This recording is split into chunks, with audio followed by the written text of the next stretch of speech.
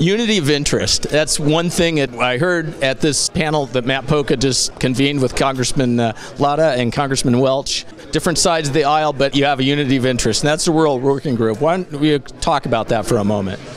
Well, Peter and I both decided it's very important that the rural parts of America, especially that are represented on our committee, Energy and Commerce, are represented. Even though he's from Vermont, I'm from Northwest Ohio, we have folks from the South, from the West, that we all have issues because folks out there that don't live in metropolitan areas or more suburban areas are going to have issues when it's dealing on issues dealing with telecommunications or on cable.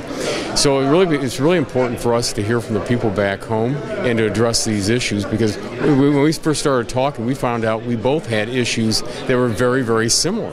And then we started addressing those like to the FCC, but it really means a lot more when you can have members from the Republicans and the Democrats and the Energy and Commerce come together and say, you know what, these are the issues that are important not just to me, but to folks across rural America. I was in your great state last year, and they're doing some great things there, but it's a challenge, right? Because these places don't have the broadband necessarily, right? Well, it's true. I mean, rural America is not where the big investors want to go first.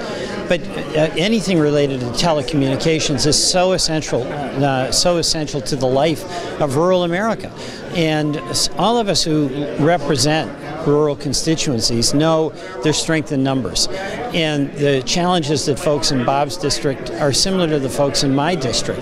And that's much more of a bond for us to try to get the job done for the folks we represent than it is the Republican or Democratic label. So finding that common interest where we've got to work together to be able to successfully represent our people, that's the whole point of the Rural Working Group. Well, I think you said it very well, and I've said this many times, but this is America can learn from the areas you represent, right? Well, I always say that we want to come out to a good part of America, up to Northwest Ohio, and I'm sure Peter will say the same thing about Vermont.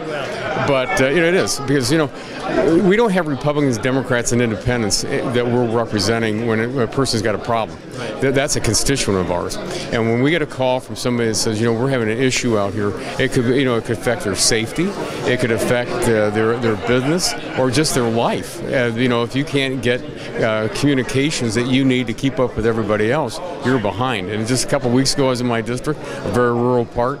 They told me about an issue they were having, and that's one of the issues I want to bring up to the Rural Working Group later and say that this is something we ought to be looking at, because again, if our constituents aren't getting the same help or the same service that everybody else is getting, maybe 95% or so, they're going to be in a disadvantage all the way around. And urban America relies on a lot of the producers that are out there in the rural. It's amazing. Well, that's right. And in rural America, it's wonderful people. They work hard, they show up, they get the job done.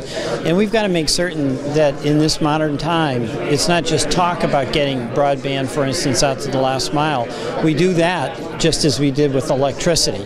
And by the way, there's a lot of jobs that are being created in rural America, and with telecommunications, modern telecommunications, that's the essential tool that folks need to be able to start up a little shop and get it going and create jobs and make that rural economy vital. Yeah, we saw that last year with a world-class web developer in rural Vermont. And that gets to the next point, and that is, we're dealing with laws that are written, 80 years ago, and there's obviously been rewrites and so forth. But I was encouraged by what I heard that, at the working group level, you guys are looking at how could you create new laws that, are 21st century. Well, especially we were talking on the Communication Act. We're talking about something about 17 years ago. You just look back at where your home computer was 17 years ago, or anything in your house has changed so drastically. And so I know that what we're thinking about is this: we don't want to write legislation that is for today. It's got to be legislation that's going to go forward, because we want, as Peter mentioned, that you've got all the development, the technology that's occurring out, also in the rural areas. We want that to expand.